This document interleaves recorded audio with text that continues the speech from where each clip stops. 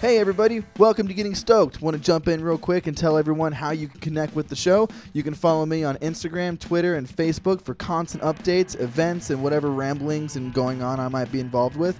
I always want to connect with listeners and be as accessible as possible. So if you're interested in coming on the show, or maybe you just want to shoot the shit, hit me up at gettingstokedpodcast@gmail.com or any of the aforementioned social media websites.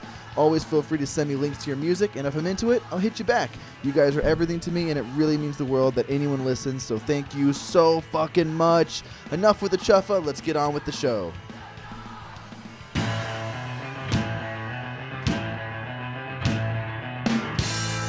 On everything I got going on, welcome. Here we are. We're on. I'm so happy to be here. I'm so happy that you're here, Cody. Oh, man. So I got to start by saying, for everybody who's listening, my journey with Cody began when I saw him. I worked a show for him at 51 West, and he just fucking, like, never heard of him before. It was just, as far as we were concerned, it was just another show. It was a rap show. We were, or a spoken word show, whatever. We were like, oh, man, okay, here we go, another night of 51. Because we really like the hardcore shows and stuff. So we're like, all right, here we go, another night 51. We'll see what happens. Maybe I'll sell some drinks. I don't know.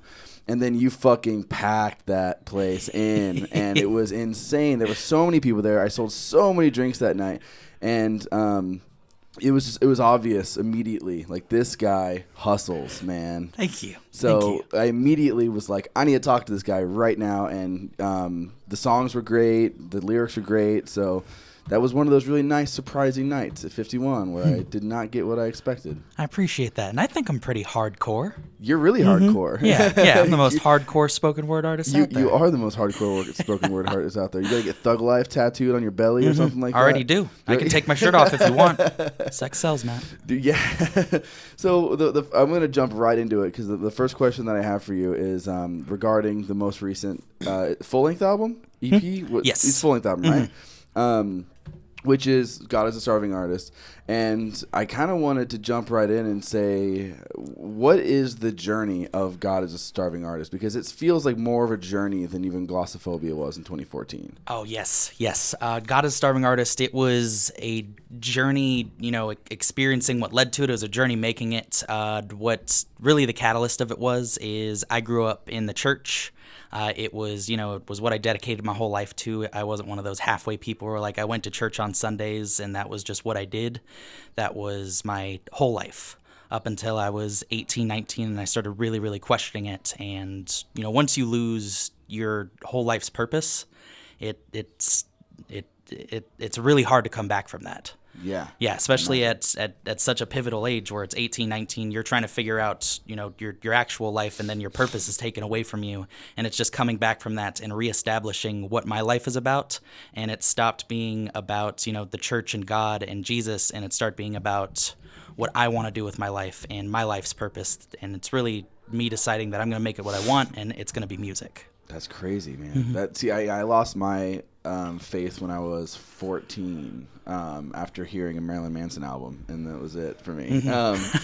But like I was very dedicated to the church, but it was out of fear. My parents took me to my mom. My dad was like always just there because my mom went, but my mom always wanted to be religious, and she always wanted to be Christian, but she just could never really. She thinked too much, I guess. She thought too much about it, and she overthought everything, and she was never able to be truly devoted.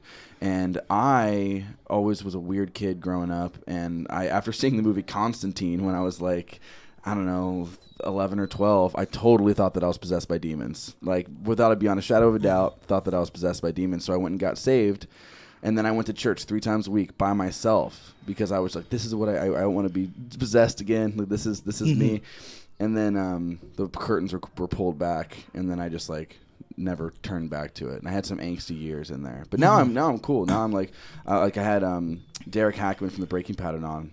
And we talked about religion a lot, and he's a religious person, and we had a great time talking about it. But I couldn't have done that when I was like 16. So it's just so like Bill Maher kind of Christopher Hitchens, like, fuck you, this is stupid.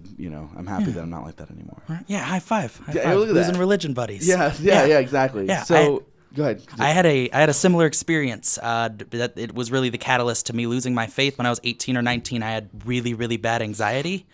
just panic attacks, just would floor me, and I thought it was the work of demons. And so after a couple of hospital trips, my mom approached my pastor, and instead of, casting the demons out of me, she's like, he needs fucking help. And I was like, all right, thanks for having my back, bro. So, realizing that my pastor just didn't even mess around when it came to the demons, the spirituality, was like, he needs professional help.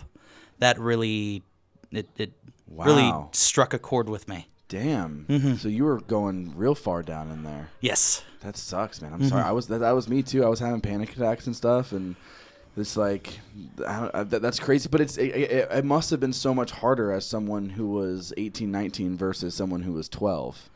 Like, coming to those terms must have been really hard because you're somewhat rational as an 18 or 19-year-old for the most part, more than a sixth grader. Yeah.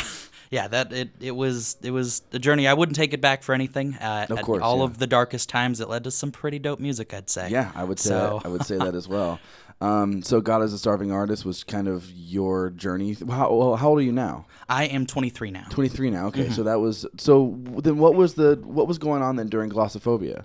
Glossophobia, I had just gotten over a really bad relationship. It was when I was just starting to like really, really just break apart from religion. Like, I was still going to church, but at this point it was just, is this really what I want to do with the rest of my life? My timeline's always a little bit behind because it takes me a little bit to record music. So I was going through Glossophobia. I was going through the Glossophobia phase at 18, right when I was turning 19, and then God as a Starving Artist was 19. I'd say about 20 is when I officially just cut off all religion. And finally released that album at 23. So I have. What's really interesting about you is that I was when we saw you at 51, I had assumed that you were coming from a spiritual place because the music is very magical, but also the name Good Samaritan, and you had a lot of people at the show who were like older, you know what I mean? Because a lot of family members and stuff like that. And usually I see that at like Christian shows and stuff like that. So I was under the assumption that that you were a religious person, a lot of which because it was the name. And then I heard the album and I was like, oh, there's something else going on here. Yes.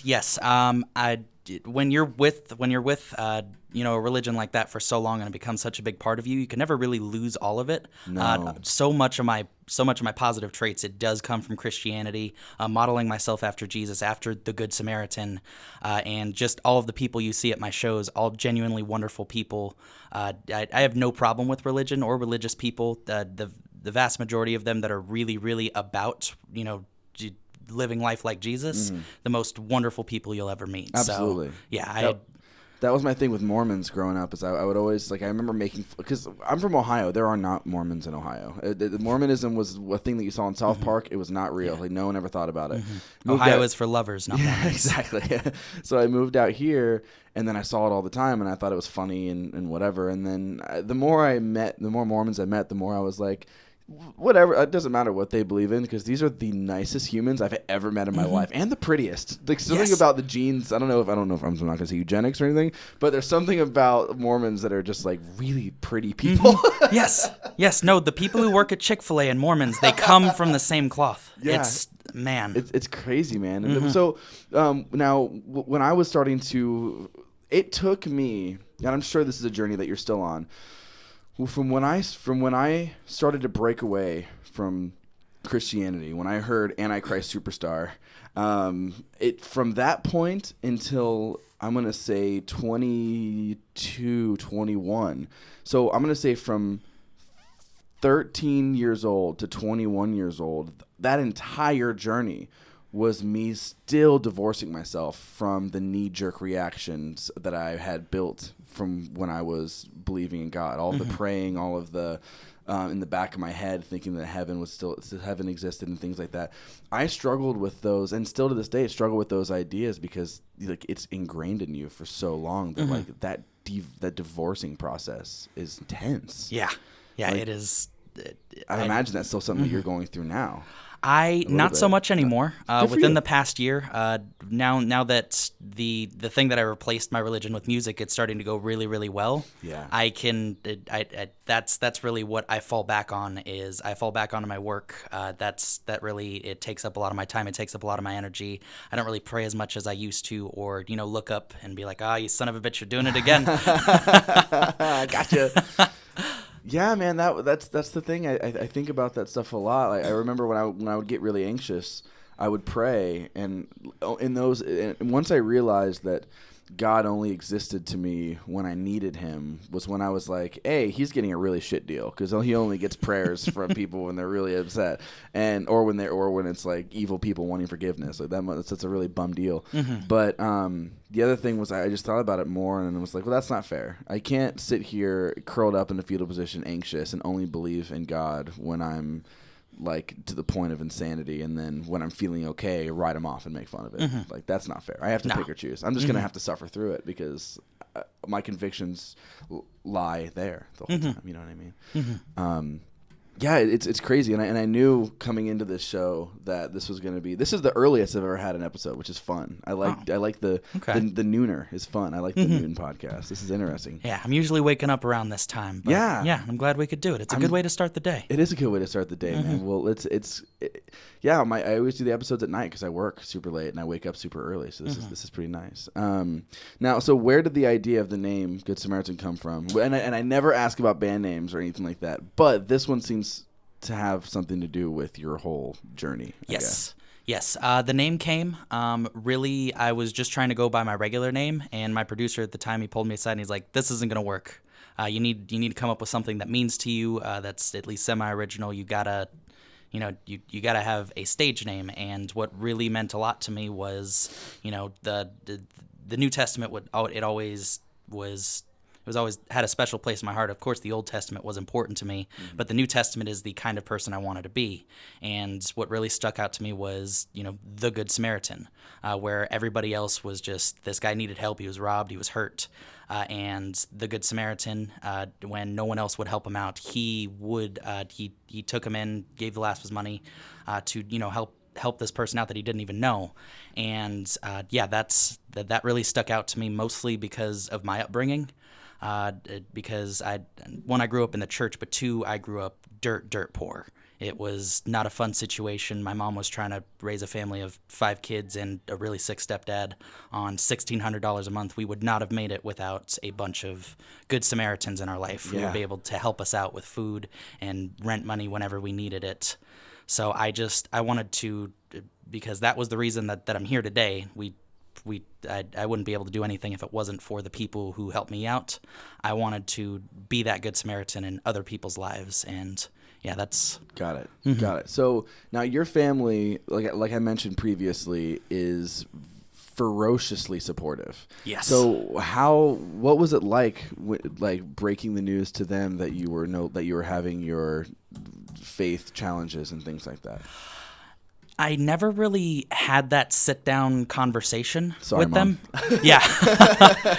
They kind of, I just started writing songs and I started showing them what I was working on. And they started asking questions and I kind of just shrugged my shoulders like, this is me now.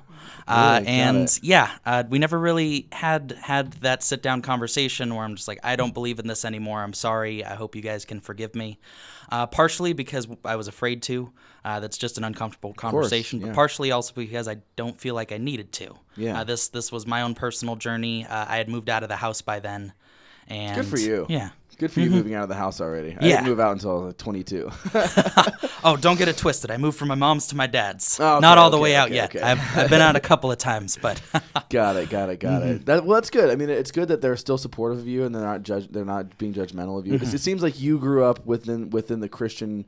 There's lots of different. I mean, there's many different subcultures of Christianity, and it seems like you grew up in the one that seems to be kind of the right one, I guess. If you when you speak about like what did Christ really stand for, or what does Christianity really mean, it seems like you've come from the truest 21st century representation of that. Yes. Which is lucky.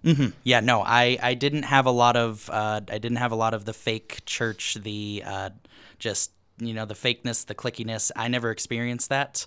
Maybe because I was in the cliques, I don't know. Yeah. But I always felt just pure love. Everything was about forgiveness. It was just a bunch of people who had gone through some tough times, former addicts, people coming from domestic violence situations, and it was 100% all love all the time.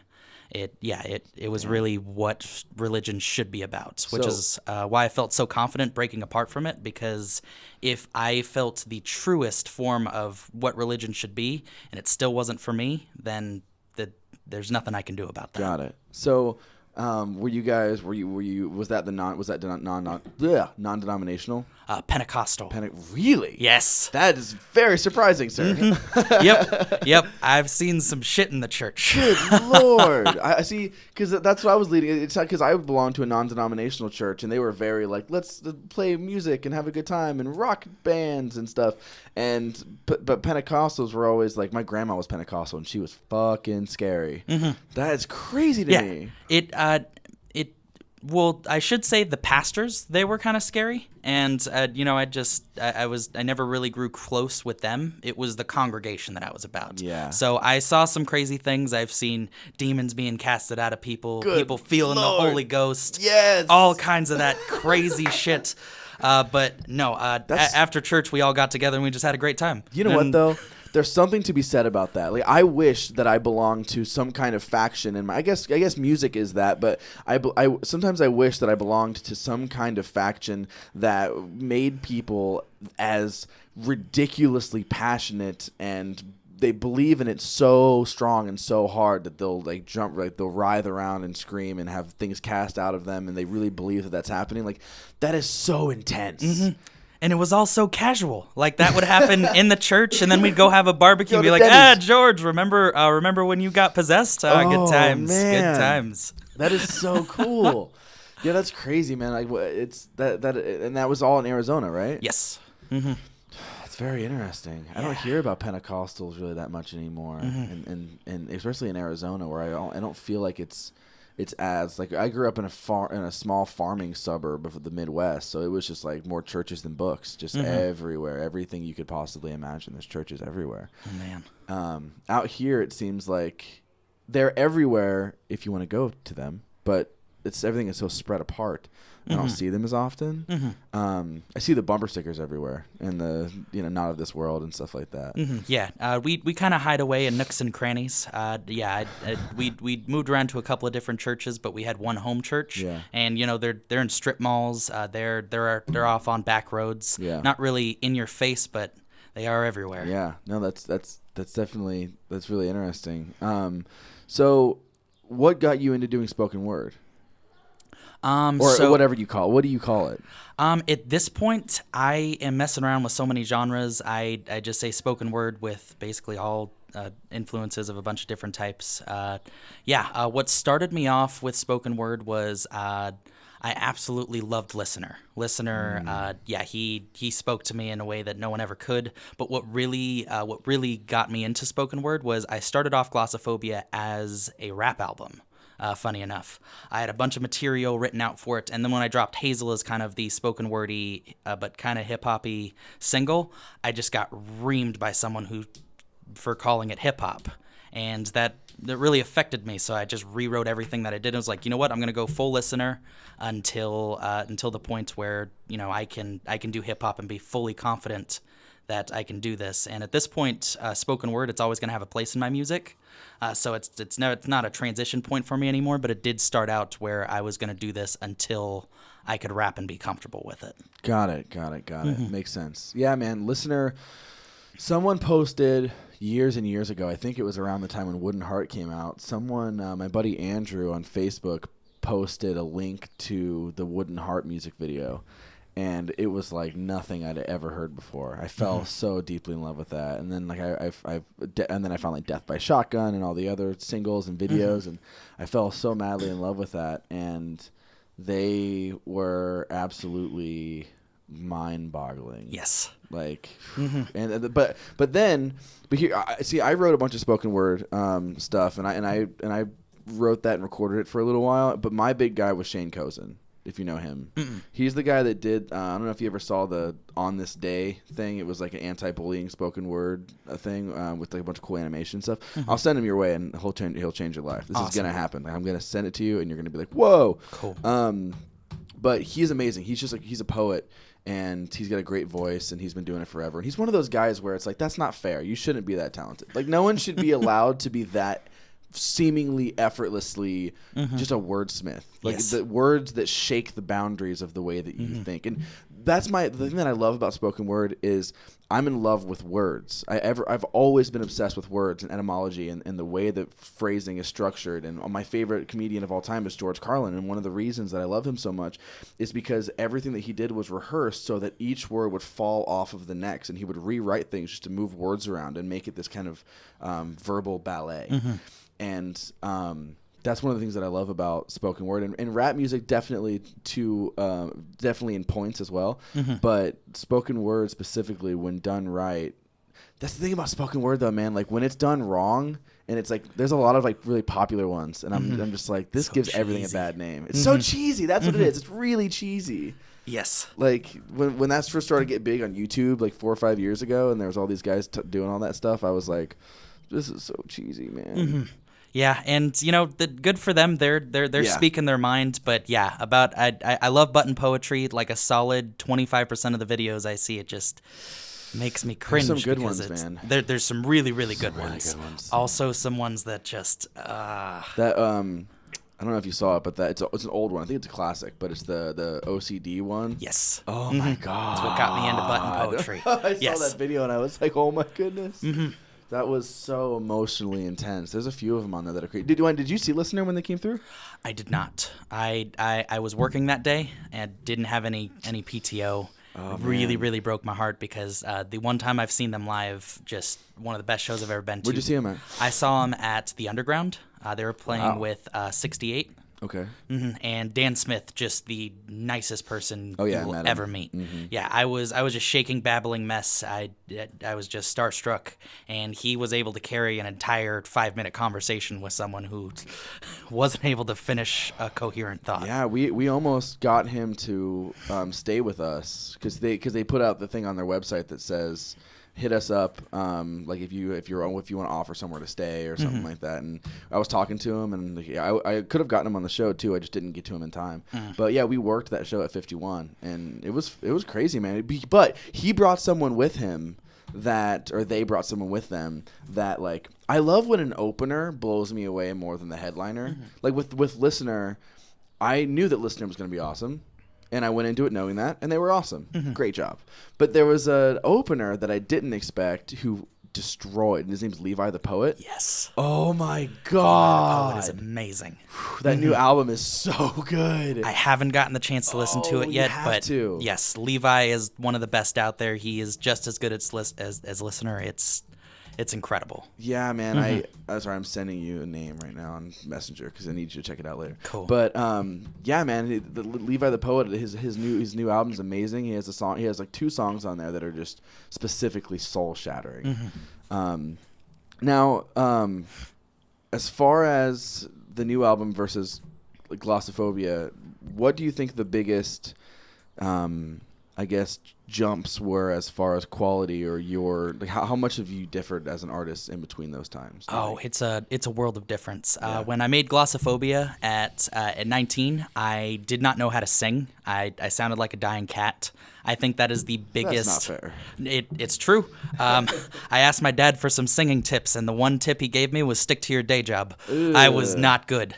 But yeah, that I really say that is the biggest difference between Glossophobia and God is a Starving Artist. Is I can write hooks now. I can sing. I can make my songs repeatable, where you want to listen to it over and over. And yeah, I've also grown as a writer, but that's the biggest jump that I'm proud of, because I didn't think I would ever be in a position where I'd be able to sing and write my own hooks, and I just kept at it, just day in, day out, every car ride until, Every car ride. Yes. See, now, when you're talking about hooks, that song "Savior" was stuck in my head forever after that show. Yes. I didn't even hear it on an album or anything, but after the show, because you closed with that, right? That was the first night. That was the second song I did. It was the second song you did? Yes. For some reason, okay, well, there you go. It's even better.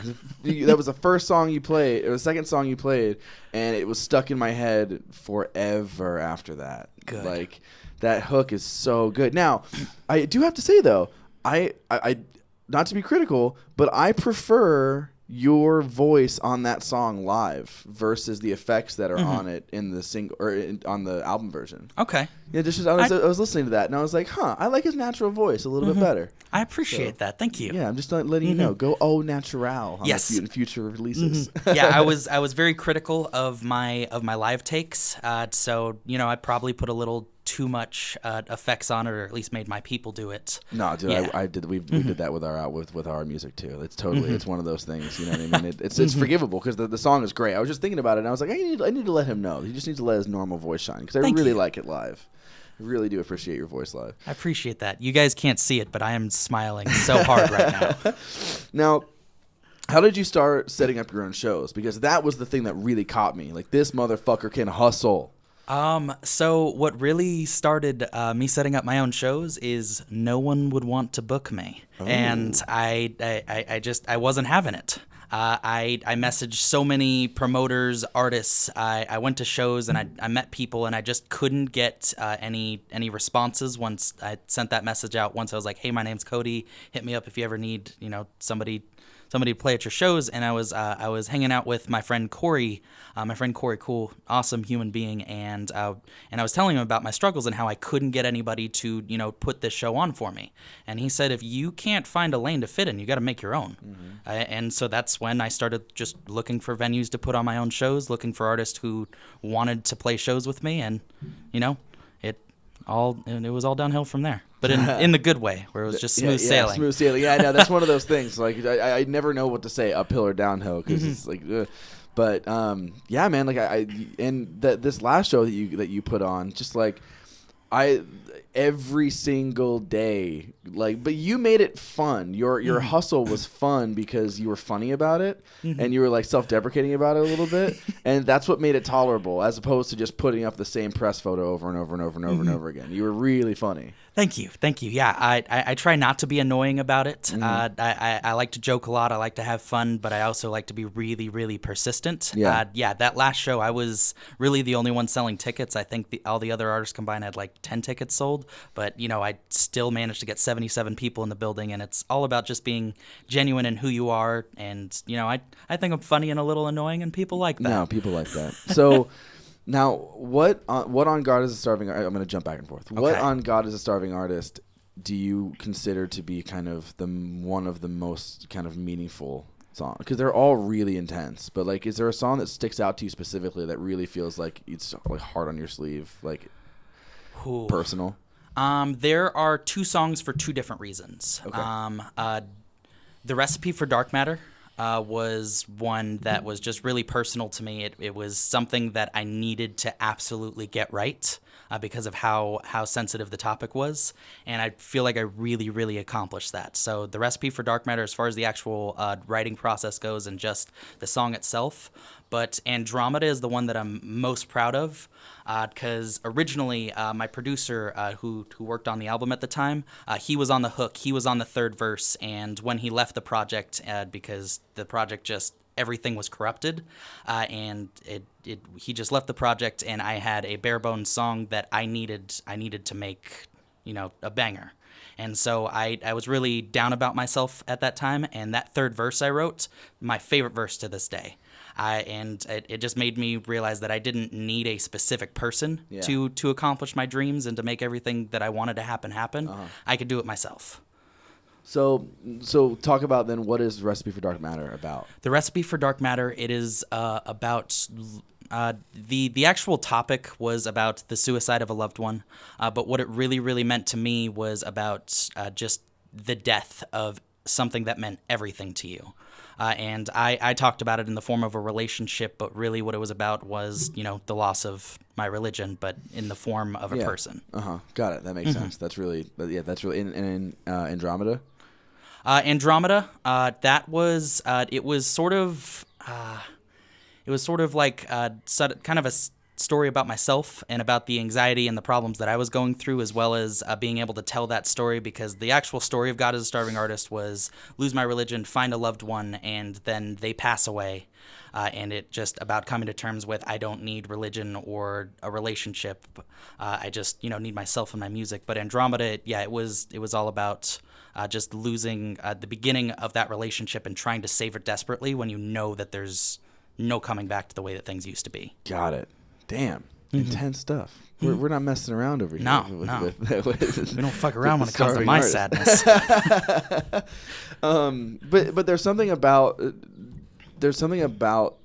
what you referred to as your sadness in your music that always seems kind of hopeful. Nothing in your music sounds vain or hopeless. It feels very like this is the sound of me chiseling my way through to the other side, which is really empowering. I guess it's very empowering music. Thank you. Which is why people are into it, man. So, have you found have you begun to find like an organic reach outside of your like immediate friends and family because you're killing it so much? Yes. I'm able to. There's at least 3 or 4 people at every show. When I book the other artists, they come up to me and they're just like, "You're amazing. Thank you so much for playing." It's really good to just find the artist who one, believe in me, and if they believe in me, then their fan base is probably going to believe in me. That's awesome. All right, so we're gonna break away from you for a second, and we're just gonna why? We're just gonna shoot the shit about something that we've got to talk about because we started talking about it over Instagram, okay, which is Lil Yachty, Lil Boat 2. We're gonna talk about Lil Boat 2 because I finished that album today. So okay, now for everybody listening, I am not a trap guy. I'm not really a rap guy. There's like 5 or 6 rappers who I love dearly, and I think everything they do is brilliant, and I'm always gonna listen to them. Like Danny Brown is my number one, Kendrick Lamar, Watsky. There's a lot of people who I really, really do you know Watsky? I love Watsky. Cool. I was gonna say you better fucking like Watsky. And then, but there's a lot of stuff that I'm into. But this year I want to listen to everything that I can. So I listened to the new Lil Yachty album because people were talking about it. I wanted to have a stake in the conversation. I want to be in with everybody. So I listened to it. I finished out listening to it today, and my take on it was, this is like not for me, but it didn't annoy me. It didn't make me want to immediately turn it off. I was like, all right, I can listen to this and kind of get what's going on. I had no idea. He's only 20. I definitely thought he was older than that, which makes me feel like I haven't done shit with my life. And then, so I kind of wanted to talk about because you had an extreme reaction to me posting about that. So let's break into this. Let's get into the op-ed kind of opinion pieces here. Okay, I'm winding you up. Let's do it. I want to know. Let me just preface it to say I'm not one of those old dusty ass people who are just like, this new generation of music is the worst. It's ruined everything that I love. My childhood was the greatest. I love this generation of music. There's not as many good rappers out there, as in you can spit bars, you flow well, but there's so much diversity. Yes. I love it. This new generation of hip hop is incredible. Lil Yachty is everything that is wrong with this generation. Oh my goodness. Let's do it. Okay, so why? Okay, so for starters, really has no discernible talent that I can see. His lyrics are trash. He admits that he doesn't write good lyrics. Yeah. His melodies, I'm not seeing anything there. Even if I don't like some of these melodic rappers, as I call them, Lil Uzi Vert, his melodies he writes, they're incredible. Lil Yachty, just no. Anything that sounds good, it's all the production. Yes. And so his music, he doesn't really have any talent. There's this 11, 12-year-old kid, I think his name is Maddox or Mattiox. Okay. Does the same style of music, and I would say he's better. An 11, 12-year-old kid. Got it. And so that would be one thing. If he was just an artist that I didn't see the appeal to, that would be one thing. But he is in a culture that I grew up loving so much. Hip hop, and a part of his personality, he wears just ignorance and disrespect of the culture with such a badge of honor. Yeah. I don't like these rappers that you cannot listen to old school hip hop all you want. I don't listen to the boom bap or late 80s, early 90s. It's not for me, but I respect the hell for what they did. Yeah. And he just has zero respect for it. He doesn't care about the people who came before him who literally died, just making this culture just what it is today. Yeah. I can totally see that. But there is something to be said about the new generation is always going to push the old generation away.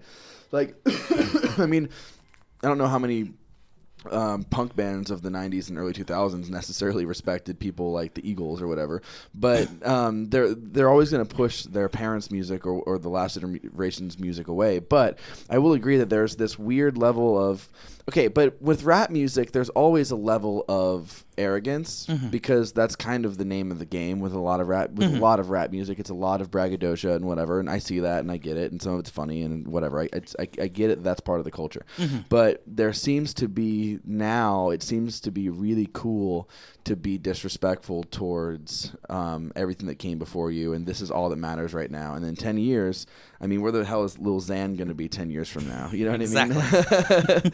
Like, hopefully not dead like Lil Peep, but yeah. So are you a Lil Peep? Were you a Lil Peep fan? Not a Lil Peep guy myself. I respected what he did, just wasn't for me. It was really sad when he died. We can say what we want about the rappers and how they portray themselves. He was a kid doing what he loved, very depressed, never a good situation. Yeah, that sucks, man. It seems to be that depression, even in rap music, is starting to become mainstream, and I feel like that's definitely a reflection of our times.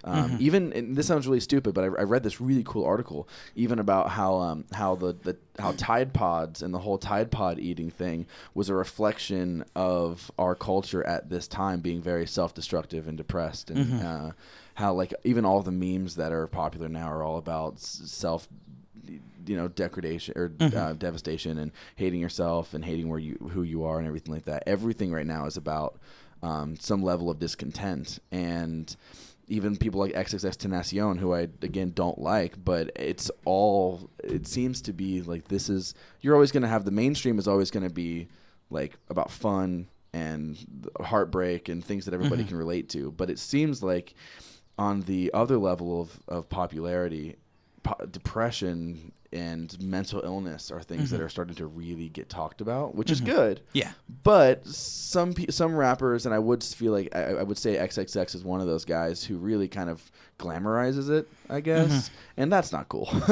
No, it's never good to glamorize mental illness, but I'm a lot more empathetic with the people who are sharing it and making it a funny, normal thing, because for years we have been just not allowed to talk about it. As soon as I started coming out about what I was going through, once I figured out what anxiety was, what depression was, and that that's what I was going through, everybody was like, "Shut up and stop complaining. Your life's not that bad." And so the fact that we can at least joke about it helps a bit. There's also got to be an evolution to how we address mental illness rather than jokes and memes and stuff.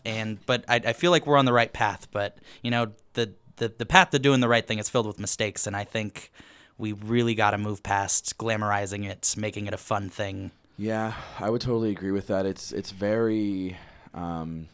I cope through humor. That's always been my number one coping mechanism. So I've always made jokes about it. My girlfriend's really good about that too. She knows that that's like my coping mechanism. And to some people, some of the stuff that she like would say to me would be so offensive and awful. But to me, it makes me feel better. Like there's been times where I'm like freaking out about something, and her telling me to like man up or like making fun of me puts it into perspective. Because I know that my anxiety gets very delusional, and I get very over analytical and delusional, and I lose sense of perspective when I fall into this anxious pit. And she's great because she'll tell me, like, remember, you're not an anxious person, you are a person with anxiety, and that makes me feel better. But on the other coin of it, she'll like make fun of me, and she, not because she doesn't love me, but because she knows that that's what makes me feel better. I need that, because when I laugh at it, it gives me perspective. Like, okay, these are not really big problems, these are not legitimate issues, and things that in my head feel so real and so big, I'll tell her, and she's like, okay. And I'm like, oh, yeah, you're right. It's not that big of a deal. So everybody's different. That's how I kind of deal with things. But I don't know. I wish I could be a songwriter. Like, I'm not a songwriter by trade. And I've tried to write songs about being depressed and to express myself.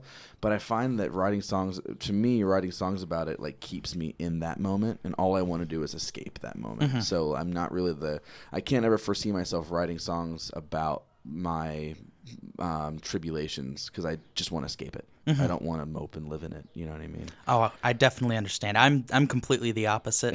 I dive right into my sadness. It's definitely a bad habit, but it makes some good music. It does make some good music. No one really stops me. The important thing, my favorite albums are when I see someone break through that. Like even Phantom Party, the album that we were going to release, the album that we were going to embark on if we wouldn't have broken up, is done and written and everything. And that whole album is basically, the first album was Josh, just the singer-songwriter, just sitting in his depression and digging as deep as he possibly can and making himself as upset and depressed as he possibly can, and that's why that album sounds the way it does. It's poppy hooks, but with really depressing lyrics. I love that. Yeah. The new album, though, was a whole different perspective, and it was very much like, I don't have to hate myself and make myself feel as awful as humanly possible in order to make good music. And that was such a powerful thing. And I love both. I love Get Better albums. I love when I watch the progression of an artist starting from really like being depressed and destitute and whatever, and then making an album that's all about breaking through that and getting through the other side, if that makes sense. Yes, it's so important. The end of both of my albums, and it's going to be the end of my next EP. I always like to put one little sliver of hope in all the sadness, because it's never good to end on a low note where there's no hope whatsoever. That shouldn't be the intention of music. I mean, people can do whatever they want with their art. I think if you're gonna make a really, really sad music, you got to give people that sliver of hope, because those people, the people that resonate with you, they're going through that stuff. So I think it is so important to let them know that there is a light at the end of the tunnel. Is that what Genesis kind of was? Yes. Yeah. So what is that song kind of about? Genesis was sort of the synopsis of what I went through in the perspective of Adam, where Adam he ended up losing Eve to eating the forbidden fruit. Yes. And was just terrified of leaving God. And when he finds out that everything that he experienced was just the work of an artist, which made him God of their own world, he had the choice to either stay in this person's creation, just the work of another person, when he thinks that he would be able to become a master of his own world. But what does that really mean? So it was all about toiling with that, and then at the very end accepting his role as the God of his own world. Got it. So, and that's something that you touch on more than once throughout the album, the idea of that we are all gods. I really like that perspective. I think that's really, really cool, because you touch on that right away. That's like one of the first things you talk about in the first track. Go right into it. And I love that, though. I remember hearing people talking about that on podcasts before. Duncan Trussell, who's like he's really into psychedelics and mind expanding stuff and third eye, whatever. And he's talked about that before, how we're all gods, we're all creators of our own. Like we created God. Like we are all, you know what I mean? So I think it's really cool that there's someone talking about that kind of stuff, especially in the small scene in which we find ourselves. Thank you. Yeah. Yeah. That's always been really that's really important to me, because I look at it from the perspective of this God, and I use quotations there. He ran my life. He was behind every decision that I made, and to become my own, to really start making my own decisions and start running my own life, I had to become my own God. Yeah. So rather than going to him and be like, what am I going to do? It's just looking at myself in the mirror and being like, this is all you now.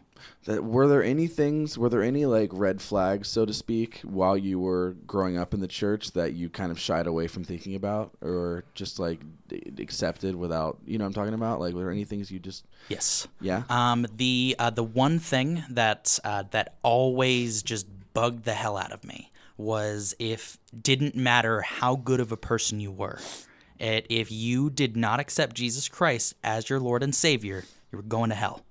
I tried debating that and finding a way around that at every chance I had. And finally, right before church, I believe I was 15, 16 at the time, my stepdad sat me down, because I was trying to talk to him about some of my friends who are amazing people, but they're never going to be Christians. So are they really, really going to hell? And he sat me down and he said, yes, that there's no way around that, Cody. We can either try to convert them, or your friends are going to hell. That's crazy. Yeah. It's like, So yeah, I mean that there are some religions where as long as you believe in a God or God as a whole and you're a good person, then you'll find redemption and whatever in paradise. And that was always one of those crazy things about Christianity that was it's so specific. It's so only this and this only. And I really feel like, I don't know. Okay, this is a really interesting.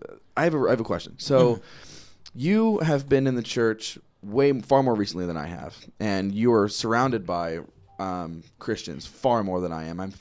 I have friends and people who've been on the show who identify as Christian, but no one in my immediate life is Christian, and I have my family, none of that. So I don't really have a whole lot of perspective on it. Where do you think the state of Christianity is today? Do you think that it's kind of falling off? Do you think it's the same as it kind of always has been? Because we're in a very different time right now. I think it is absolutely falling off. Christians, they are disillusioned with the church. So what I think is going to end up happening in the next 25 to 50 years, the mega churches and all that we see now, I don't think it's going to last. They don't have the draw that they used to. The younger people are not going to be about it. The people who are going to remain Christians, it's going to be the way that it used to be back when Christianity was just a taboo. It's just going to be you go to someone's home, you talk about God, you worship, in the comforts of your living room. But I think the majority of the churches, with the state that they are now, where it's all about clicks and money and just a very superficial message that doesn't really mean anything, I think it's on its last legs. Yeah, and I think people are realizing more and more that you don't need religion to be moral. You don't need these because a lot of the laws and the rules. Like I've always said that Christianity or religion in general was very important at a time. We needed to stop beating women over the head and dragging them into caves in order to make love with them. We needed to semblance some sense of order. Totally think that it was important at a time because you needed a manual on how to not be a shit person. But I feel like now people are realizing more and more, and have been for the last couple decades, that like all of the positive tenets of Christianity and let's be real, most religions have the same basic ideas of be a good person. That we don't need that anymore. All that is at this point, it's all like no duh philosophy. Like yeah, don't hurt people. Yeah, don't rape people. Like, yeah, like duh. So it's like I think people are more and more like I don't need to subscribe to the dogma in order to be a good person. Yeah, and that's the counterpoint that Christians like Steve Harvey try to make are like, well, without if a man's not religious, how does he know what's right and wrong? It's fucking obvious. I've known that since I was a very small boy that you shouldn't put your body parts into other people's body parts if they don't want it. Yeah. No, you're not allowed to murder people. It's not okay. None of that is okay. So how open are you willing to get on the show? Because I have a question for you, but I want to make sure that you're like comfortable talking about whatever. Bro, I cry in front of strangers on stage all the time. Get as open as you need to. I'll cry right now. Okay. I can do it on command. I don't want you to cry. It's probably gonna happen. I just want to make sure because we're at the point in the show where I always consider the 30 to 45 minute mark to be where things are real greasy and moving pretty good, and that's where people who listen to the show know that that's around the time where things usually get really like real, I guess. Yeah, I didn't realize we were this far ahead. Exactly. You're doing a good job. That's good. Making Thank me real you. comfortable. I appreciate that. We'll get another high five, another white. Yeah. Oh, we're so white. Okay. So nailed it. I want to talk a little bit about how your life is now post breakup, if that's cool to talk about. Can we talk about that? Yeah. Okay. Just because we're going into all these deep things, and we're going into the factions of your life that are making you who you are today, and we're talking about the journey of Good Samaritan. It seems like the things that are going on in your life right now, you're closing one chapter and opening up another, and I feel like that's important, kind of to talk about, I guess. Yeah. If does that make sense to you? Yeah, okay. Absolutely. Yeah, like I was just kind of because you talk about it openly, and you're talking about it on Instagram and stuff like that. So I figured it's not too crazy to talk about. No. But I kind of wanted to know, like, we don't have to get into specifics of why you guys split, but kind of where you are now as opposed to then. Because I've known you over a very short time, but just over that time, I've seen a big jump and change. Yeah, I would say that the changes are positive. My last relationship, easily the healthiest relationship I was ever in. She taught me so much about myself, made me realize that I absolutely need to be a better person, just all around. So as far as before the breakup and after the breakup, I would say I'm a lot more one-track minded. Really, all I have left that I absolutely need to focus on, it's my music. I don't have a relationship that I also need to maintain, and it does require a lot of work if you're in a good relationship. So I would say if it was going to happen, came at the perfect time. I don't have a lot of time at this point. Yeah. So I would say that I'm just I didn't think it was possible, but I'm even more dedicated to my craft and making sure that I everything that I set out to do, I am going to do, and there's nothing holding me back at this point. Got it. God, that's awesome. That's important. That single-mindedness is that's what I was doing before Alicia and I got together. Is I was in this state of like I wasn't messing around with anybody anymore. I wasn't like hanging out with girls or anything. I was just like I was going to the gym 4 or 5 nights a week. I was band practice. I was playing shows. I was on the road. I was writing. I was constantly busy, and that was important. But like she was the other side of like I went too far, and I went too like unrealistically like women only make men compromise, and well, it was very, very, very like not misogynistic in any way, shape, or form, but very much like I know me, or at least I felt at the time, based on only the information of my previous relationships, I knew that, or I had this stupid naive notion that if I were to ever be happy, I would compromise, and I wouldn't achieve as much because in my past relationships everything had just revolved around them, and that was my fault. That had nothing to do with women, but because I was in this kind of this stupid state of mind, and I was like recently I was still kind of heartbroken and things like that because I was with someone for like 3 years and then it ended, and I was very bitter, and because I gave everything to that person and they gave nothing back, and then immediately were giving everything to somebody else that they told me they just weren't able to give. And I don't fault her. We had a very, very, very amicable breakup, and it was very like, thank you so much like for everything you've done for me, and vice versa. And we talked it out, and everything was really cool, and we went off on a good note, and that's great. But I did a lot of things wrong, and one of those things was just I always just made everything revolve around her, and I was sure that would happen again if I got into a relationship. So I was just like, no, man, work out, play 50 shows a year, do this, tour, and then I met her, and I was like, oh, this person's really supportive, and and ever since dating her, I've gotten way more done than I ever have before because she always pushes me. So it's like I went too far, so don't go too far.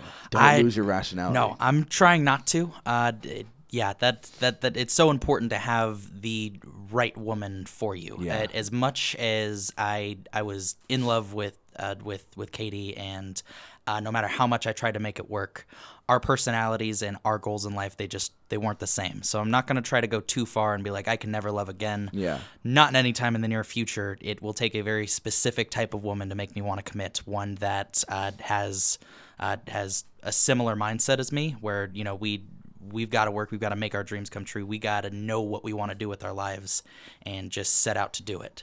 And if I can find that woman, hit me up if you are that woman.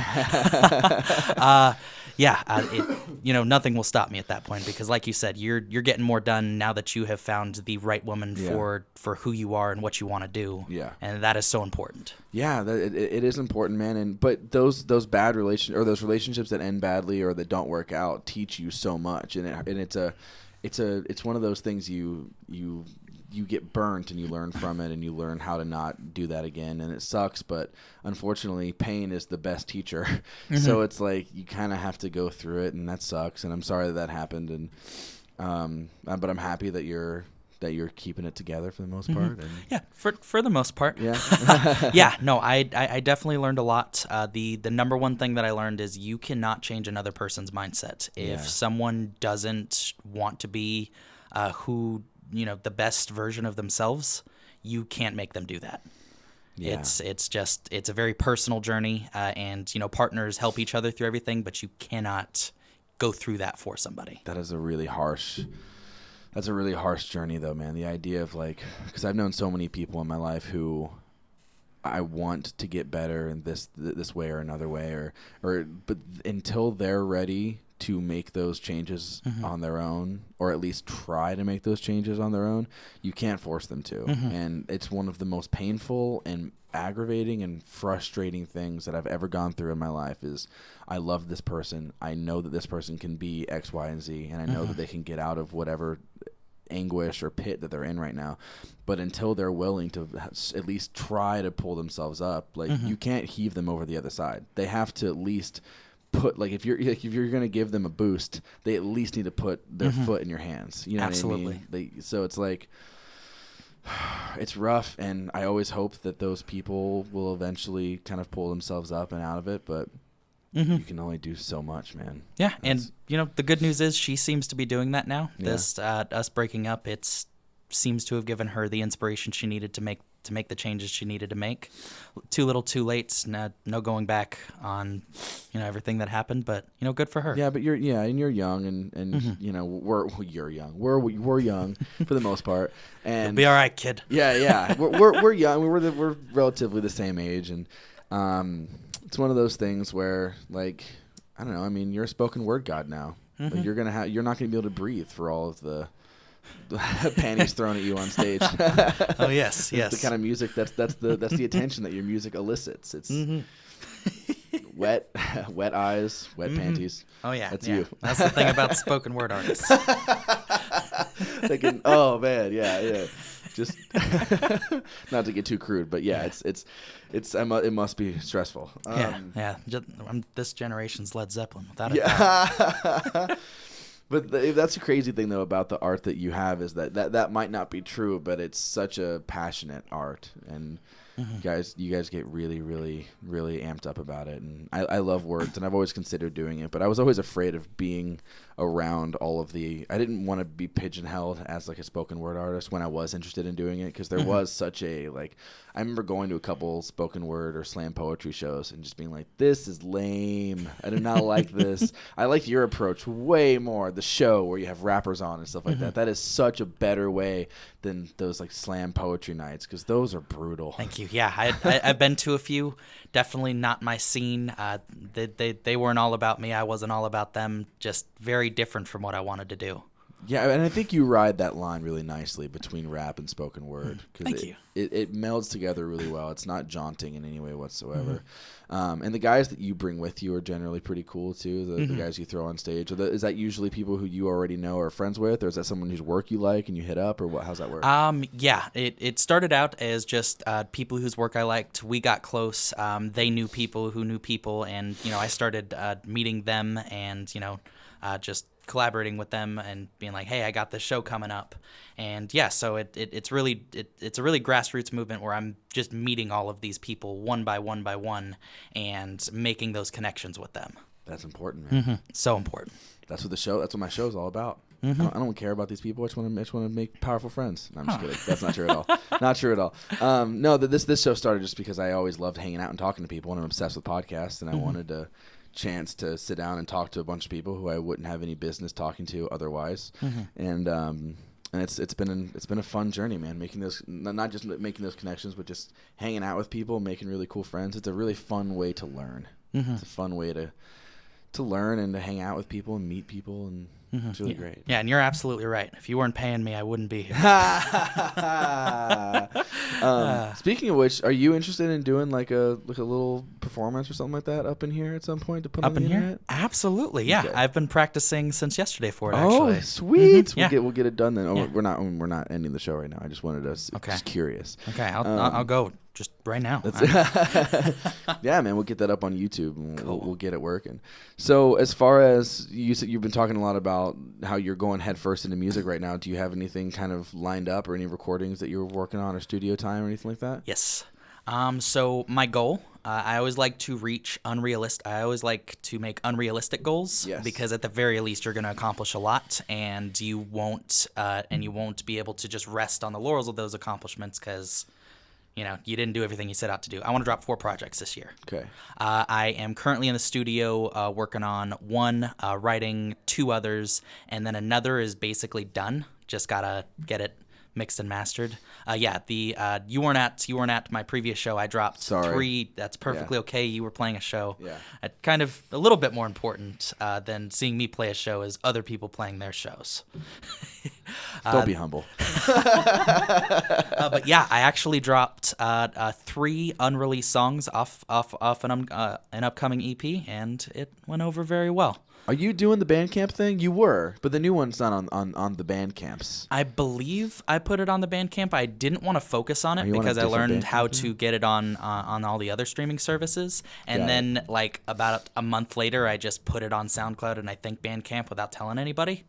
Got it. Yeah, I went on the Bandcamp, and I didn't find God's a Starving Artist, but I got Glossophobia on there. Okay, I may have to look back because I thought I put it up there, but, Get it on there. Get it up. But I love Spotify way more than Bandcamp. But Bandcamp's great because if it's free, I can download it and put it on my phone and stuff like that. And that's a good time. I'm one of the weird people who still do that. All right. But I'll do it just for you. Thank you, just for me. Yeah, I mean, I'm really, so that's crazy. You're gonna obviously, I don't know how we haven't even brought this up yet. The Good Samaritan Project. Let's talk about that a little bit. Yes, the Be a Good Samaritan movement. It's something that I've wanted to do basically since I decided to name myself Good Samaritan. Like I said before, I grew up really, really, really poor, and I would not be here if it wasn't for people who are willing to help out. So I always told myself if I was able to get to a point where my music was paying for itself and I was able to pay my bills with my current job, or if I was able to work music full time and I was able to sustain a living just doing whatever I could, the extra money, why not make it go to helping other people and trying to, inspire other people to help out more, because the world really, really needs just people out there who want to make it a better place. Yeah. Everybody wants to talk about issues that need to be resolved, but what's so important is actually just getting off social media and doing it. Mm-hmm. And no disrespect to all of my social media justice warriors out there, but no. We do need to take more action because we think just posting about it is doing it, and it's never going to accomplish anything. So what is it? The Be a Good Samaritan movement, it is basically just a bunch of things. After every show, I'm going to pick a charity, and I'm going to donate. A lot of the proceeds to that charity. I want to get some food drives together. I used to help out homeless people on Mill Avenue. I'd just either buy a bunch of food or I'd make a bunch of sandwiches, waters. I'd get jackets and donate them. So just making that more of a regular thing in my life rather than a couple times a year. Just really a bunch of things I want to get. Pretty soon I'm going to be dropping a Be a Good Samaritan t-shirt where 100% of the proceeds go towards a charity where we can, help clothe children. That's awesome. And so just so many different things, but it all comes down to I want to make our community a better place, and I hope that you guys help me too. That's amazing. That's really beautiful. When you said you were dropping big news and a big project, I was 100% sure that it was going to be music or it was going to be something to do with you. And then you were like, yeah, this big project that I'm working on, nothing to do with me. Yeah, gotcha. I thought that was so cool. I was like, man, that's awesome. What a good dude. Mm-hmm. Yeah, man, that's cool. And you got that, and you got all the other projects that you're working on right now. Mm-hmm. One of the questions that slipped my mind that I wanted to ask you real quick to get off topic a little bit is what were some of the most important albums for you growing up? It's a question that I ask. I ask every guest now without fail. I have to ask that because it's such an important question. Okay. Whew. I mean, I can do artists, but if we're talking albums, just need a moment here. Take it. So we can do artists too. Okay. But I like albums because we talk about artists, then we can talk about their albums. Okay. Yeah. So the top 3 artists in my life, a rapper named Idea, a rapper named Sadistic, and Childish Gambino. Really? Childish Gambino? Yes.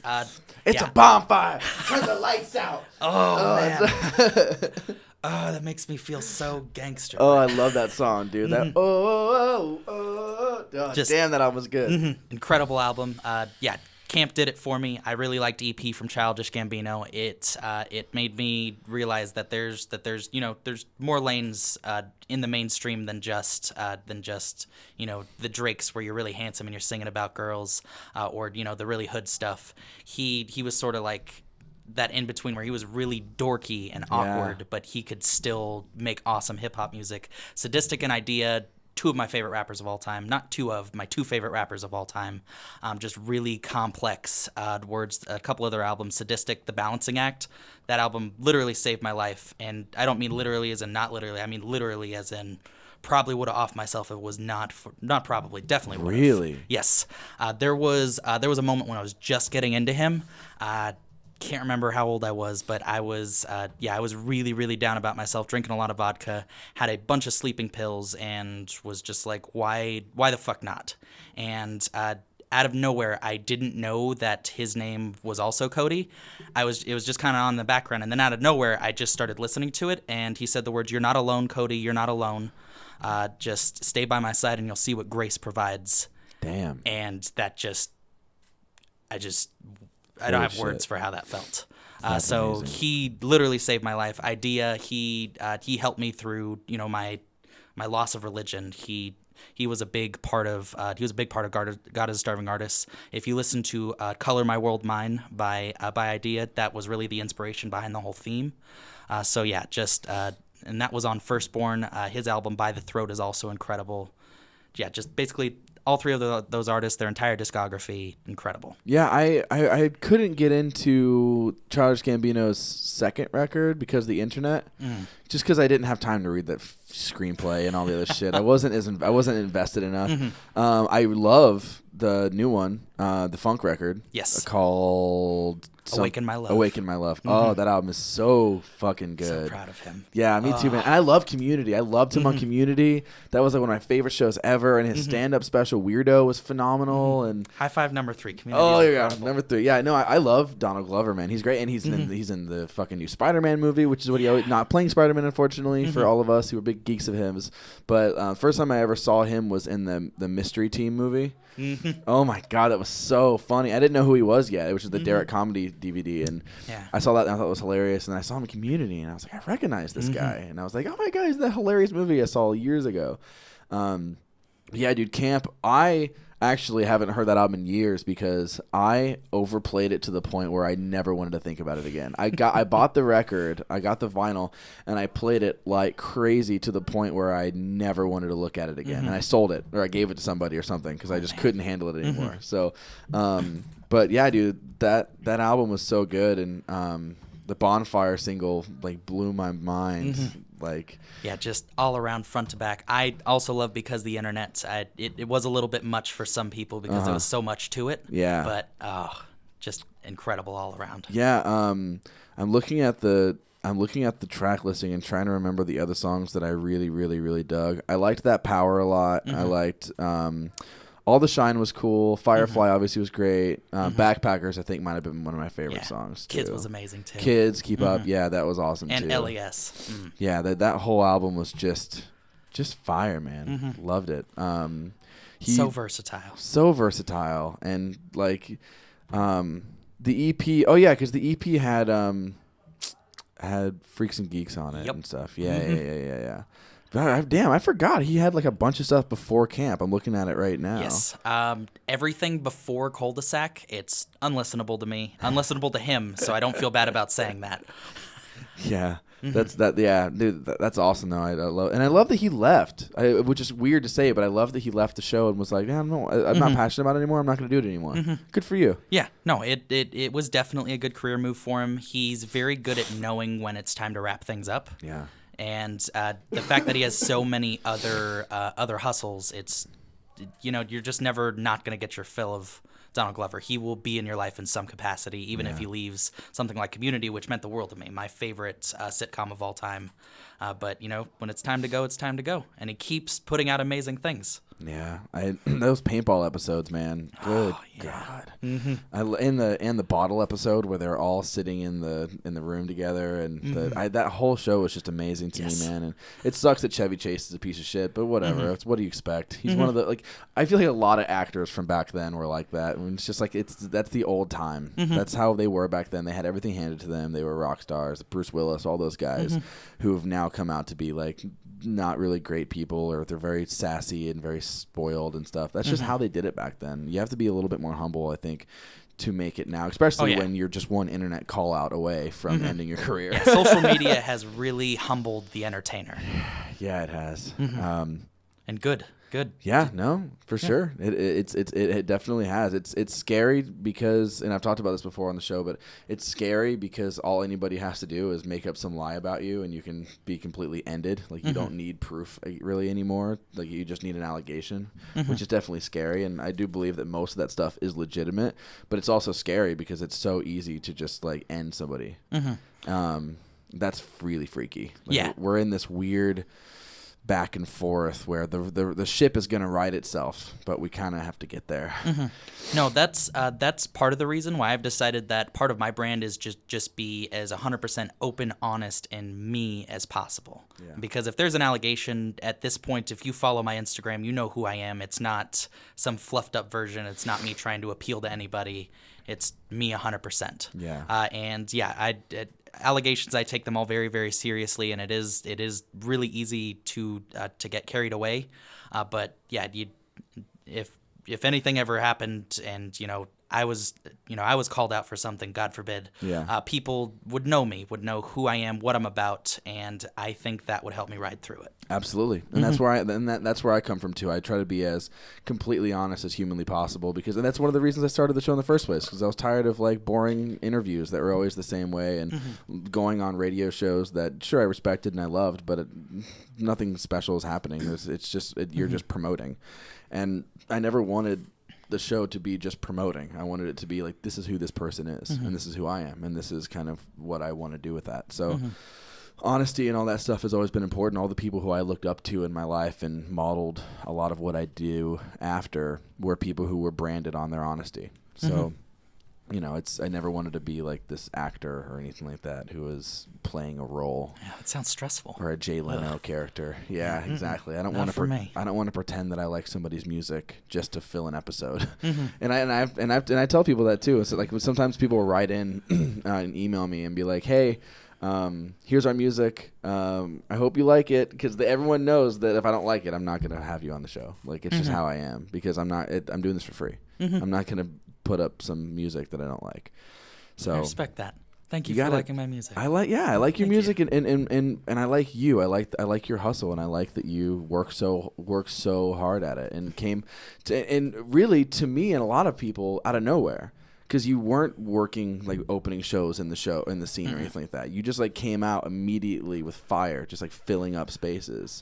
Like your family is really, really, really intense. Yes. Like I cannot believe they're always working so hard to support you. That's awesome. It makes me feel so good, and my favorite part about it is not that they're supporting me. They are so fiercely supportive of the artists I bring on. I brought 19 Avenue Clothing over to my last show. He sold 10 shirts, 8 of them to my family.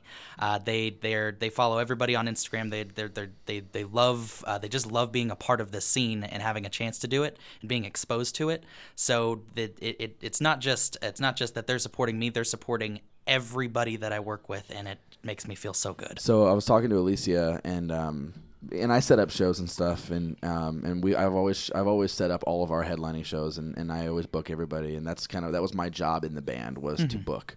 And so I kind of have a business mindset when it comes to that stuff. And when I saw that you had a 50-minute set and you had to cut it short because some stuff went on right at the show, and I was like, and I told her, I was like, wow, I mean, but I guess it's a good thing that they cut it. I mean, does anybody really want to, like, Cody's great, but does anybody really just want to watch some guy with a microphone for 50 minutes? That's what I asked, like, in all respect, just because I'm thinking from a business mindset. Oh, yeah. And I'm like, does anybody really want to stand and watch somebody for 50 minutes? And they were like, oh, they would have let him go on for an hour. It didn't matter. And they cut it short to what a normal set time would be, but I was like, they would have stayed there all night. And I was like, damn, that's awesome. Like, that really says a lot. They're so fierce. I don't know where it all came from, because when I started putting on shows, I expect them to come out and support me. I didn't think that they would love this scene so much. Yeah. Like they never really told me how much they love my music, but they're just showing it. Yeah. And that's really what's most important. You can say whatever you want. Everybody who supports me, they're proving it at every single show. And, just shouts out to every one of you if you guys are listening. And I know you are because you guys are animals. Thank you so much. Yeah, I know. It's really exciting. I hope you guys don't think I'm too vulgar or anything like good. Because I had this guest on. Love him. Love his band. Celebration Guns. Singer's name is Justin, and Justin's mom is like very like he doesn't curse or anything like that because he doesn't want to upset to his mom or anything. Doesn't want to upset his mom, and very very sweetheart of a guy. Way nice. And I just so happened to, because that was back when I did specific intro before every single artist, and my intro to that artist was "What's up, you rude motherfuckers?" And immediately, and when I saw him at a show, after that episode aired, and he was like, "Dude," my mom was like, "What the heck? Who is this guy?" Excuse my language, but gosh darn it, he was vulgar. I know. I was like, "Dude, I'm so sorry." Of all the episodes. Yeah, no, I get carried away, man. I just like being vulgar. I think it's funny, and this is who I've been ever since I was a kid. Everybody that I've ever looked up to are artistic vulgarians like George Carlin and people who just they make an art out of being vulgar, and I just think that is so appealing still to this day. And even people like Eminem and Marilyn Manson and all the people that I grew up loving are just these people who made an art and almost like a philosophy out of being shocking and make you reevaluate things. Absolutely. And it's more important than ever to be vulgar because people trust you, man. I feel like people trust you more. Yes. And it's more trusting, it's more authentic, and really we're in this generation where you will get in trouble for really saying anything. And part of that is important. We got to stop treating people like shit. Totally. But another part of it is you can't silence people like we're doing in this day and age. Yeah. So being vulgar, being open, making crude jokes, and there's a line, and you got to know absolutely. You got to know how to walk that line, especially in public. Yes, but yeah, it is absolutely vital that we remain the vulgar people that we are. So they won't be offended. They know what I'm about. Yeah, and there's one of my favorite musicians in the world is this guy named Frank Turner, and he has a new song out called "Be More Kind," and in that song he has a line that says, "We've started raising walls around the world now," and he says a line about he says in so many words, we're getting so caught up with what can and can't be said that we've stopped talking to each other. And that's exactly what's happened. We're so afraid of crossing a line, and we're so afraid of speaking what we actually think to be true that that the conversation has stopped. Like we're no longer discussing what we should be in the way that we should be because we're so afraid of being cast out. And that's so scary. And I do truly believe that this is for the betterment of everything, and that eventually everything will catch up to each other. And what I've referred to as the clean bomb will eventually right itself, and everything will kind of get taken care of. But Absolutely. We're in this really scary moment where the bad is being cleaned, but some of the good is also being washed away as well. And it was necessary. It was totally necessary. If you mistreat so many groups of people for so long, the backlash is going to be enormous. Absolutely. And the society as a whole is feeling it. And I would rather us go through these growing pains than it never happened. But Totally. at some point we will need to sort of ease off on the clean everything up pedal. You're not allowed to say what's on your mind kind of thing. Definitely. And it is good. I mean, people like Harvey Weinstein and Kevin Spacey and all that stuff, the Weinstein effect and all that stuff, so much of that is absolutely necessary. I mean, it really is crazy. But, and it's it just reminds people, like, it is humbling. You have to be on your shit. You need to make sure that you are a good person, especially if you're going to be in the public eye, which everybody is because we're all on the internet. Yes, and it's even more important, you got to make sure that you're a good person. You got to watch the people around you. Yeah. 100%. If we are all responsible for protecting the people that we have let go without a voice for so long. So it's not just being good and, if you see something, really shouldn't get involved. I urge anybody, if you see something, say something. Yeah, absolutely, man. It's Sound like a hall monitor, but it's true. That should be your next moniker. You go from Good Samaritan to the hall monitor. Yeah, dude, like that's exactly what's going on right now, and I think it'll get better. I think everything will end up taking care of itself, and I don't think we're going to end up going the way of the South Park episode where he goes into the future and everybody is completely blank with no opinions or thoughts of their own or anything like that. I think we'll find a middle ground. Oh yeah, absolutely. That's what I'm hoping. Not to get political, but I think we get have. Political. I'm getting political then. Do it. I think we've seen the cause and effect of getting too PC because we started saying the right things. Hey, you can't do this. Hey, you can't do that. But the people that you've been pushing down for so long, those people, they quietly fucking voted for Trump. Not all of those people are disgusting racists. They're people who don't understand what we're telling you that you can't do. Yeah. They just don't understand, and you aren't willing to have a conversation about it. So they voted with they spoke with their vote, and this is what we got. Yeah. So if you want to keep shutting people down, not having these conversations, these people are going to quietly vote in monsters. Yeah, and the most the most important thing that I can tell anybody and urge anybody right now, and kind of my big message with all of 2018, and I'm sure going forward with this show and everything that I'm going to branch out to, is that we have a responsibility to each other and to society to be more kind. And we have so many things going wrong right now, and we have so many extremely complicated issues, and we have all of these different things that are causing everybody to turn on each other, and everybody is so confused as to what to do, and everybody is so confused on where to go in their life, and they don't want to say this and they don't want to say that.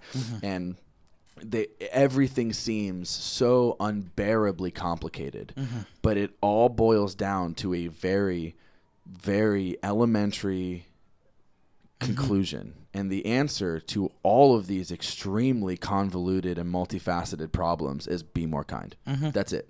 Absolutely. That's literally it. Like, as long as you're nicer, Yeah. it all goes away. Exactly. Like, that's all it takes. But the application of that is so hard because we're so emotional and we want everything to go a certain way, and we care so much about the issues, and we're so passionate and emotional about them that we can't just hold hands with somebody who voted for Trump or vice versa. And we should. We need to accept that people are not boiled down to one belief. Like, sure, if you believe that raping is okay, then maybe fuck that guy. Yeah. But like, in general, most people aren't like that. And even I'm gonna even say it, like, even a lot of people who voted for Trump are not like that. Like you said, we can see through. Like, I remember going to someone's house once, and they had like a Trump poster inside. That their father was a Trump supporter, and he was like the nicest guy I've ever met. And that totally happens. And I'm not in any way, shape, or form a Trump supporter, nor do I really align myself with many things about the right, or definitely not the neoconservatism that's going on right now, and the alt-right and all that stuff. I don't like any of it. But I'm willing, if I'm willing to put myself out there and try to shake hands with these people and try to align myself with these people, because the only way that any of this is going to get any better is if we stop building walls around each other and classifying ourselves as heroes and villains. Like, as long as we're nicer to each other, everybody else can see through your cause. Like, if you're angry at the Trump people, don't, as momentarily satisfying as it might be, don't hit them. Like, they don't need, like, Henry Rollins said this best about the KKK back in the 90s or early 2000s. He said that the KKK does not need a frying pan to the head, as satisfying as it might be. They need an Al Green record. And that's exactly how I feel about all of the stuff that's happening right now in our country. Is they don't need to be harassed. They don't need to be singled out. They don't need to be hated on, unless they're like racists and whatever. These people don't need that. And even racist. These people don't need to be vilified. They need to be spoken to. They need better information. Like, if we were just to reach out to these people who we villainize so much and just try to get through to them on an understanding level and try to relate to them in some way, shape, or form, then they will be much, much, much more inclined to reach your message. I will say, bona fide racists, I've tried it, doesn't work talking with them. I agree. My opinion on how to deal with bona fide racists, I'm superior because I'm white. If you're private with it, fuck it, I'll leave you alone, live your stupid life, and, die your stupid death. The moment they get public with it, that's... Absolutely. I'm drawing a line in the sand there, but I absolutely agree. Me too. The Trump supporters, we have labeled them all into the astute minority where it's just bona fide racist. These people may have prejudices. They may be uncomfortable with cultures that they haven't been around, but these are people that they're not inherently hateful people. They're just confused. They're misinformed. Some of them not the brightest, I definitely, there's a hint of judgment when I find out that someone's a Trump supporter. Me too. Can't. We can't let that dictate how we feel about them, because at the end of the day, the only way to solve it is, as you said, we gotta #be a good Samaritan. Yeah, hey-o. Cheap plugs. No, honestly, I can't find a better way to wrap this conversation up than that. That was wonderful. I really liked that. So, dude, thank you so much for coming on the show. I'm so sorry that Cody should have been on this show a month ago. But I lost my mind and went into a really crazy anxiety attack that lasted like a month.